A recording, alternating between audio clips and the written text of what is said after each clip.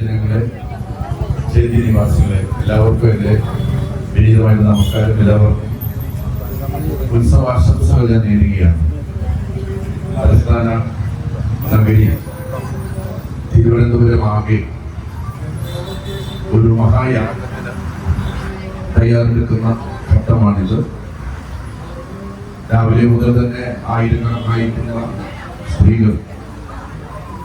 സ്ത്രീകളുടെ ശബരിമലയെ കുറിച്ച് നാട്ടുകാർ അമ്പലത്തിലെ പൊങ്കാല മഹോത്സവത്തിൽ പങ്കെടുക്കുന്നതിന് വേണ്ടിയിട്ട് നാടിന്റെ നാനാഭാഗത്തും എത്തിക്കൊണ്ടിരിക്കുന്ന ഏറ്റവും മനോഹരമായിട്ടുള്ള കാഴ്ചയാണ് നമ്മളിന്ന് കണ്ടുകൊണ്ടിരിക്കുന്നത്. ഈ വർഷത്തെ ആഘോഷ പരിപാടിയുടെ ഭാഗമായിട്ട് മാത്രം ഉണ്ടായിട്ടുള്ള കാര്യമല്ല, നിങ്ങൾക്ക് എല്ലാവർക്കും അറിയാൻ കഴിഞ്ഞ കുറേ കാലമായിട്ട് ഈ പൊങ്കാല മഹോത്സവം ഒരു ദേശീയമായിട്ടുള്ള ഉത്സവമാക്കി മാറ്റുന്ന തരത്തിലാണ് കേരളത്തിനകത്തു നിന്നും കേരളത്തിന് പുറത്തു നിന്നും മലയാളികളും തമിഴ്നാട്ടുകാരും കർണാടക സംസ്ഥാനത്തിലെ ആളുകളും ഒക്കെ തന്നെ ഈ മഹോത്സവത്തിൽ പങ്കെടുക്കുന്നതിന് വേണ്ടി എത്തിച്ചേരുന്നു. ചില പുരാതനമായിട്ടുള്ള ചരിത്രവും അതുപോലെ തന്നെ ദൈവികമായിട്ടുള്ള ഒരുപാട് അനുഭവങ്ങളുമുള്ള മഹാക്ഷേത്രമാണ് നമ്മുടെ ആറ്റുകാൽ ക്ഷേത്രമെന്ന് നമുക്ക് എല്ലാവർക്കും അറിയാം.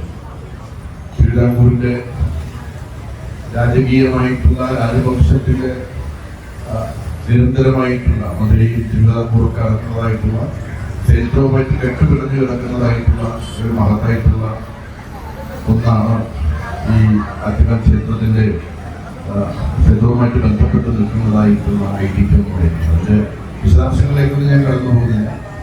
ഏതായാലും നമ്മുടെ സങ്കടങ്ങളും പ്രയാസങ്ങളും വിഷമങ്ങളും അതുപോലെ ജീവിതത്തിൽ ഉണ്ടാകുന്നതായിട്ടുള്ള എല്ലാ ദുഃഖങ്ങളുമെല്ലാം ഇറക്കി വെക്കുന്നതിന് മനുഷ്യർ കണ്ടെത്തുന്ന ഒരു ഇടമായി ക്ഷേത്ര പരിസരങ്ങൾ മാറുന്ന ഒരു കാലമാണിത്.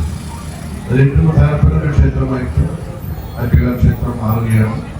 ആറ്റുകാൽ ക്ഷേത്രത്തിൽ ചേർന്ന ഭക്തജനങ്ങൾക്ക് എല്ലാ സൗകര്യങ്ങളും ഒരുക്കി കൊടുക്കാൻ നമ്മുടെ നാടാകെ ഒരു മനസ്സോടുകൂടി ഒരുമിച്ച് നിൽക്കുന്ന കാഴ്ചയാണ് നമ്മൾ കാണുന്നത്.